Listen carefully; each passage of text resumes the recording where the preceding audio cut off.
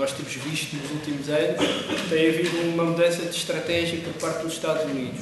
Enquanto que na altura do Bush nós víamos as invasões diretas a países como o Iraque e o Afeganistão, a verdade é que o modo de atuar tem vindo a mudar. Não é algo novo, mas tem vindo a mudar, no sentido de financiar organizações, de treinar paramilitares, de investir em mercenários.